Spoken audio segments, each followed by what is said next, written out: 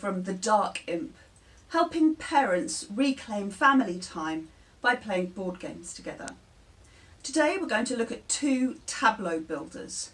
A tableau builder is a game in which there may well be a central board and central resources or cards that everybody can pick up, but most of the action takes place on your own individual player board. Now, these games often have very low conflict because what's happening on your board can't really be affected by other players.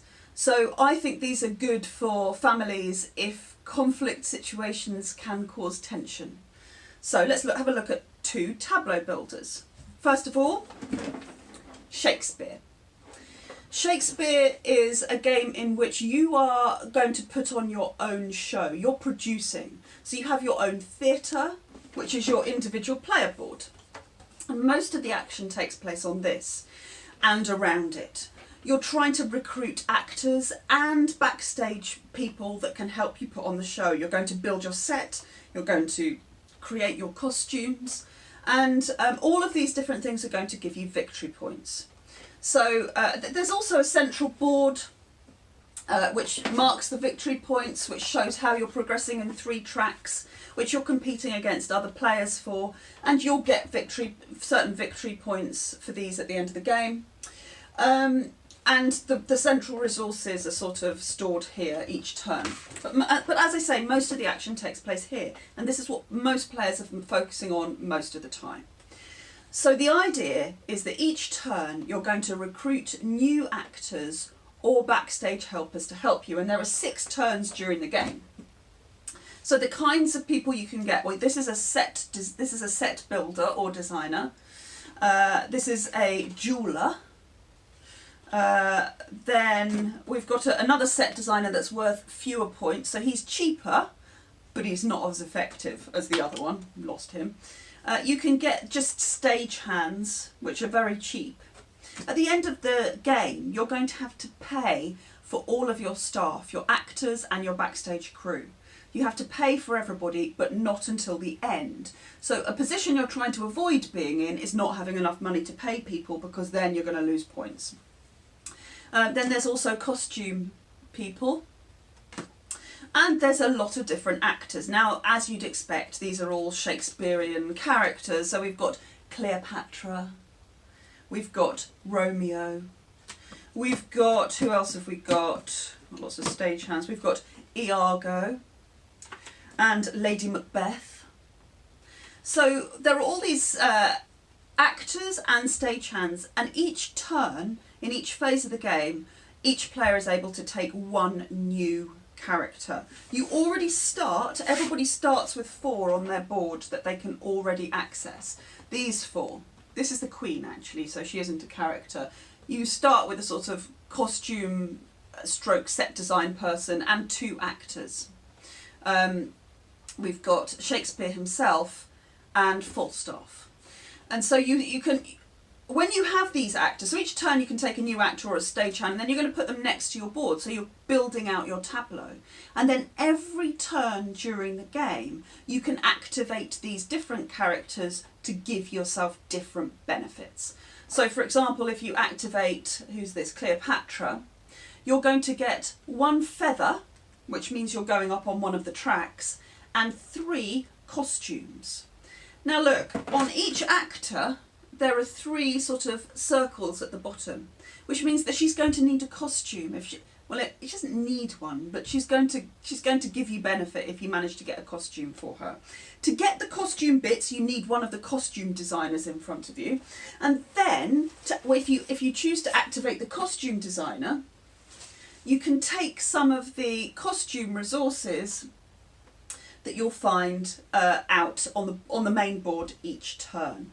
So if your costume person allows you to take 6 costume tokens, you could take a 1 and a 5, for example, and that would be a 6, or you could take 2 3s if they're available, or you could take 3 2s and put them on actors of your choice. When you manage to make costumes for your actors, that's going to give you points according to how glorious the costume is, how valuable it is. So if you've got a costume with 3 1s on, that's only worth 3, that's not going to give you anything. But if you've got a costume with 3 5s on, that's 15, and that's going to give you 3 victory points. So there's a reminder on the bottom of your board about how much each different costume gives you. Equally, building set, just drop the costumes everywhere. Equally, building set, which is in a different, see the costumes in the set go on here at the beginning of each turn. They're taken out of the bag at random according to the number of players in the game. So you select not from the bag, but from the crate on the central player board. If you activate your set designer, then you can take bits of set to the value that your set designer can take, and you put them on your stage, straight on your stage. You have to make sure that your set is totally symmetrical about the middle, and you have to build the bottom before you can build up. So you can't put anything here until it's supported by the 2 things below it. So there are some restrictions about where you can place things, and when you cover up these special spaces, you're going to get victory points. Also, when you put down a bit of set, it's going to give you something on the back. Most of them give you some sort of benefit. This gives you money. And don't forget, you need money to be able to pay people at the end of the game. So there are lots and lots of choices, and in addition to that, at the beginning of each turn, you're deciding how many actions you want to take. So you've got a maximum of 5 actions, and sometimes during the game you might want to take all 5 actions. But if you decide you want to take fewer, you might get higher up in the player order. And then you'll have more choices about the actors or the backstage hands that you take. You'll have more choices about the costumes and the set that is available to you. You'll get first pick on all of the resources available in that turn. So you choose how many of actions you want to take, and you all reveal simultaneously. The one with the fewest actions is going to go first. So and there are tiebreakers built into the game.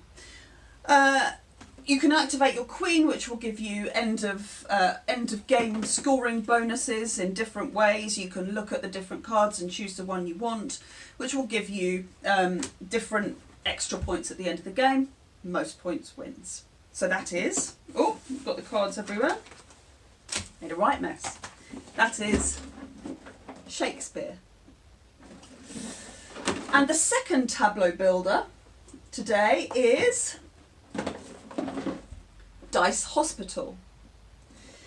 Now, in Dice Hospital, you're running your own hospital, and like Shakespeare, you have your own individual player board, and you're building up on this player board as you go through the game. So this is your hospital, you're the administrator, and in fact, as the administrator, you're going to have there are lots of different administrators, and they have different special powers. So you'll get an administrator card.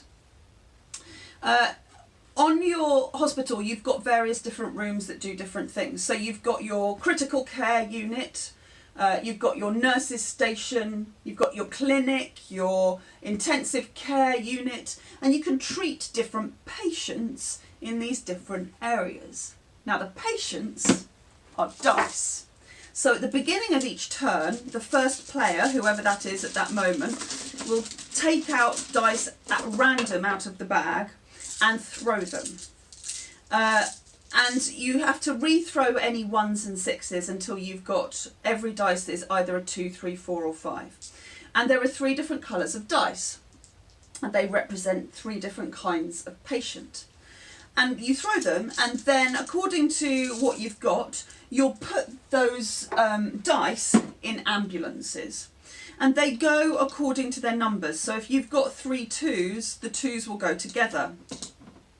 And they go in the lowest numbered ambulance. Now I should just say, these are upgraded components that I've got. This is the deluxe version of the game.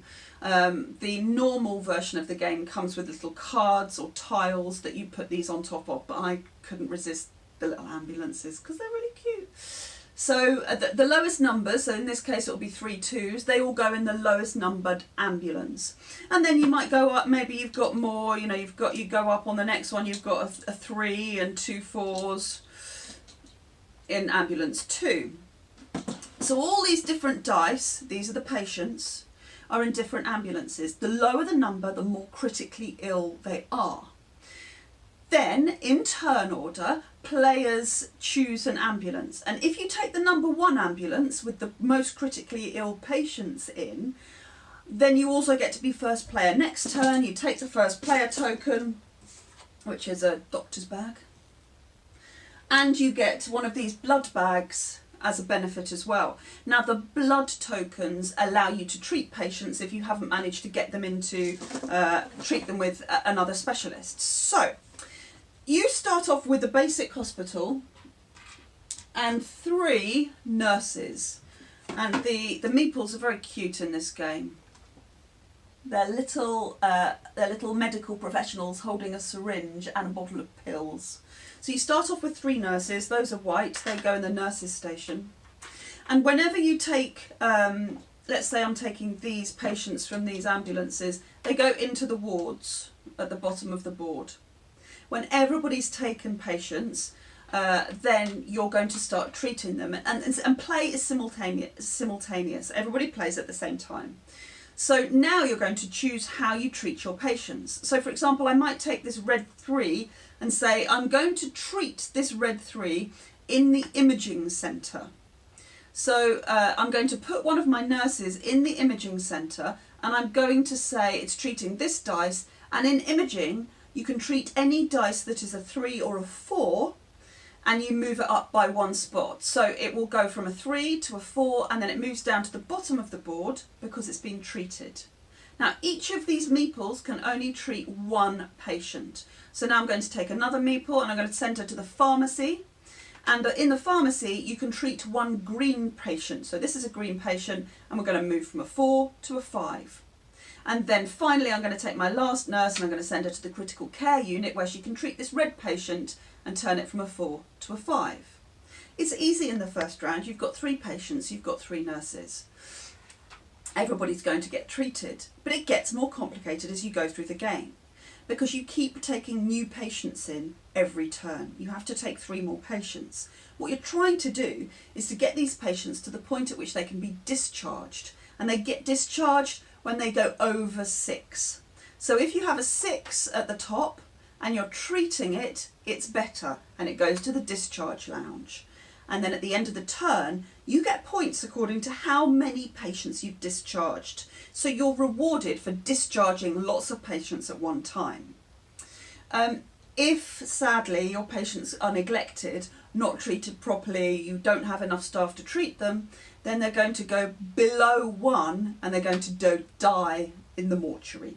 And then you'll get a little token, a death token, for any patient that's died in your hospital. And these are worth negative points at the end of the game. So each turn, as well as choosing the patients that you're going to take in your ambulance, you also choose either a new room for your hospital or a new specialist to work in your hospital. So the new rooms are going to be more powerful than the basic rooms you've got in your hospital. For example, this one, the allergy centre, allows a medical professional to treat 3 green patients that all are exactly the same number. So if you've got 3 green dice that are all on 3, they could all go up to 4 with 1 person treating them. This one, for example, orthopedics, allows a yellow patient to be treated, just 1 patient, but will go up 3 notches. So it'll go from a 2 to a 5, for example, or it'll go from a 4 to being discharged. Radiology will treat 3 patients, but those 3 patients have to be all between 1 and 3 value on the dice. So there's all sorts of different ones, and each time several are put out for you to choose from.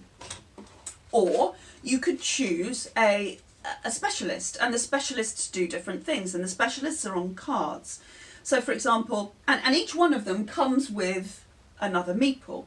So you could choose this general practitioner, for example, who, when he is used to treat 1 patient, he can go and treat another patient who is a value 4, 5 or 6. So this person can treat 2 people, but he still needs a room in the hospital to go and do that. He still needs a treatment room that the patients are allowed to go into. This haematology technician, when you use her to treat a patient, that's a brown meeple, then anyone who's, if someone is discharged, you're going to get an extra blood bag, so that's a benefit from using her. The pharmacist allows you to treat a green patient and put that green patient up by one more notch, one more pip. The radiologist allows you to treat a yellow patient, but then you can treat another patient that's of the same value. And there are all sorts of these different ones. So all the time you're balancing, do I get new rooms for the hospital? Do I get new specialists to work in the hospital? How many people am I going to have next turn? I've got to take some more people in. How am I going to discharge as many as I can on a single go? There's quite a lot to think about. It's really fun. It's quite fast paced. There's very little downtime because everybody's playing all the time. I recommend it. The cute ambulances are definitely worth the upgrade. And that is Dice Hospital.